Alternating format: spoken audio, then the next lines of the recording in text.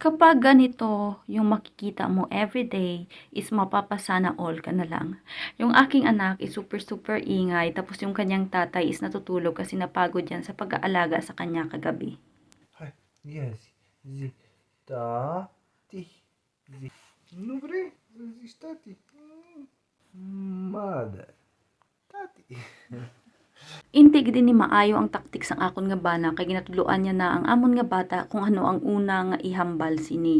Of course, hindi gid dapat mo kaperde ang nanay kung wala diri ang iya nga tatay. Ginatudloan ko na siya nga dapat ang una mo nga ihambal is mommy, hindi ang imo nga tatay. Finally, nakakita na kami ng stroller na gustong-gusto namin at ito na nga, nagwa-walking-walking kami dito sa labas kasi super ganda ng panahon. At ito rin pala yung first time ni Inday na nasakyan yung kanyang stroller. Hindi rin pala niya gusto kasi nga umiiyak siya. Diana. Ce faci? Diana, Sorry.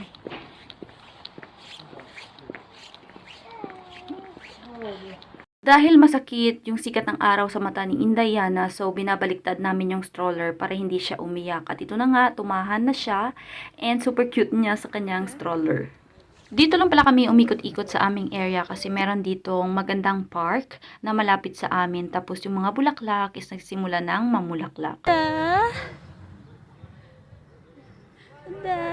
Ce faci, fițiță, la mami? Tambay muna kami dito ng aking anak sa my park na malapit sa amin.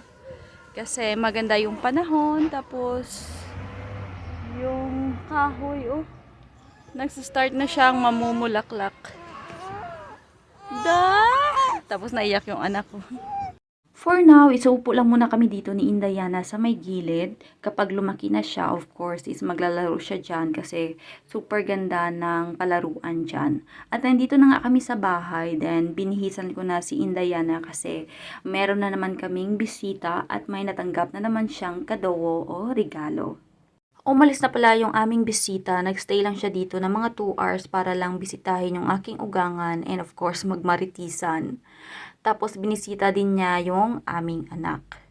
Nilinisan at nilagay na namin siya sa kanyang crib kasi sinasanay namin na dito siya matulog pero wala talagang effect mga mi. Kasi at the middle of the night nagigising siya at umiiyak. So nililipat namin siya sa aming bed para tabi kami matulog.